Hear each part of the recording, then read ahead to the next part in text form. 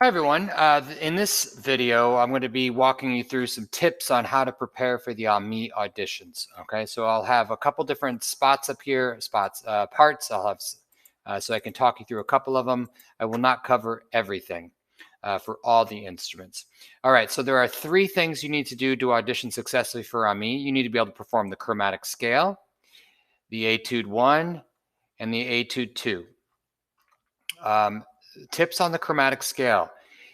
When it says you can play it between quarter note 70 to 100, that is a little misleading in that if you submit it at 70 or whatever tempo it says is the bottom one, okay, you most likely won't get in. All right. That is the minimum you can do.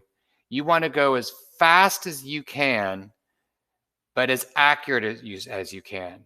Okay, so if you can play this at 120 beats a minute, which I just said 120 is faster than 100, you are allowed to go faster. I don't know why they have an upper limit, but we've sent in faster and they've been accepted. But let's say you can play at 120, but it's not cleanly articulated, then it doesn't count. Okay. The other thing you need to make sure you're doing is you're tonguing your way up and slurring your way down. When you get ready for the recordings, there can't be any guessing at all. You've got to know all the right fingerings. You've got to be able to play it with a metronome. Okay, so when we record this, I will have a metronome turned on. It will be playing out loud. They need to be able to hear the metronome through the recording. You need to be able to play with the metronome. So every time you practice this, it must be with the metronome. Okay, what I suggest you do is you start off super slow. Go to Google and type in metronome and then go here and turn it on like something super slow. Now you probably can't hear that. You might be able to see that. And you practice the scale, deliberately listening to the metronome. Triplet, triplet, triplet, triplet, triplet. And you don't move any faster until you can do that with a metronome. Then you bump it up. Let's see, that was 70, 73, 78. Okay, I would actually start at 70. See if you could do it. If you can't do it at 70, start slower. But always practice with the metronome. Okay. And then, like I said, slowly bump it up. If 65 is the best you can do, accurately, tongued, slurred, all the right notes, then speed it up a little bit. A couple clicks, work on it. A couple clicks, work on it. A couple clicks. Okay. One thing I work really hard with students on is getting this top note and this bottom note in tune. It's really hard for an audition committee to listen to this note and go, ooh, that one's out of tune. But it's very easy when you're holding this note to go, ooh, and they could have a tuner up in front of them while they're listening and go, yeah, that's really sharp, that's really flat. So work with a tuner, okay? Especially this one. You're probably going to be out of air. You're going to want to not hold that out for 4 beats. You've got to hold it 4. This one is 2, okay? Now, flutes, you have the option. Oh, come on. Please don't crash on me. Oi, oi, oi. Flutes. You have the option of a 3rd octave, okay? If you can do that cleanly, do it. If you can't, don't do it, all right? But what I would do is start off working on this one, be able to get that to at least 115, 120. And then if you could do that cleanly, smoothly, this is in tune, that's in tune, added bonus, start working on the next one. Okay, we need to be able to get one good take of something, so let's make sure this is the one. And then I would be with a lesson teacher working on this. This is not something that I can teach you, nor Mr. Smith probably.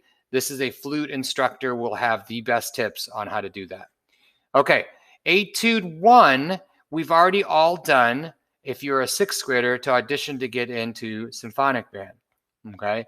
Now, what you did for me to get into symphonic band may not be good enough for AMIS. All right. You've got to play it at 120 beats or faster Now this one, don't go any faster than 144 because that's not really a march. This style of march shouldn't be played faster. I would shoot for like a 130 range in this one. And this is the measure that kills everyone because they come and do the recording and it's like da da da da da da da da da. You got to work this measure so that it's clean. So start it slow.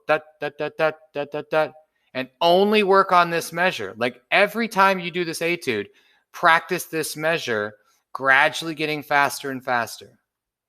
Okay, you've got to do the grace notes here. Okay, you can't skip those.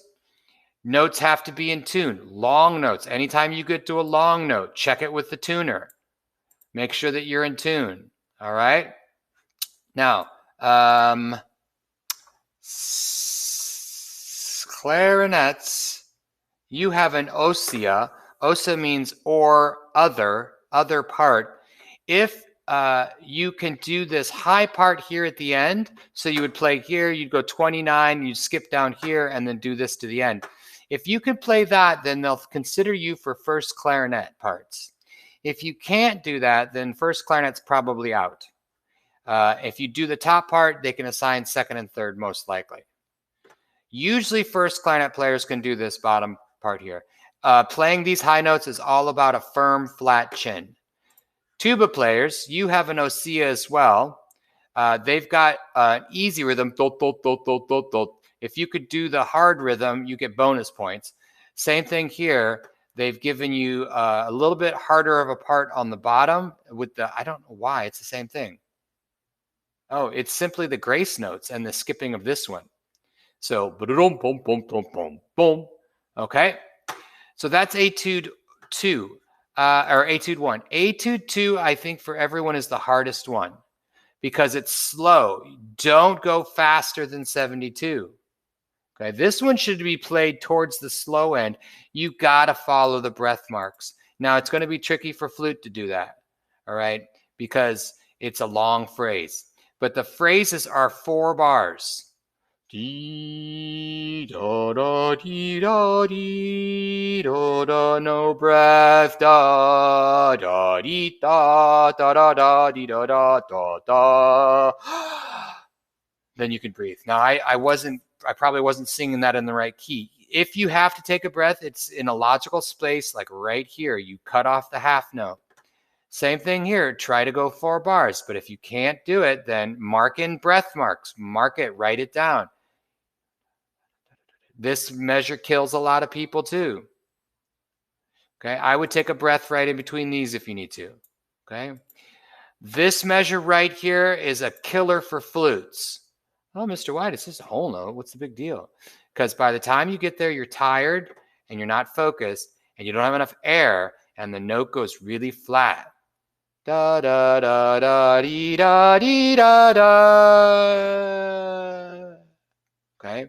So again, if you breathe here, which you should right here, then take a breath here if you need to. Crescendos, super important. Okay. Those have to be followed. Decrescendos. The rhythms in this one are tricky. Okay, I'll put up some reference recordings if I can find some. I'll see if I have the etude available as well, that I can upload so you guys can hear it in Smart Music. All right. So those are the tips I have for the AMIS auditions. We'll talk more about that. I'll try to set up a Google Meet for all you guys. All right. Again, can't stress importance enough of having a private lesson teacher. If you want to get into AMIS, statistically, those with lesson teachers who they can contact every week and say, hey, how's this going? And they could spend 45 minutes to an hour with you every week on this. That's going to help you to get in. Okay? Thanks.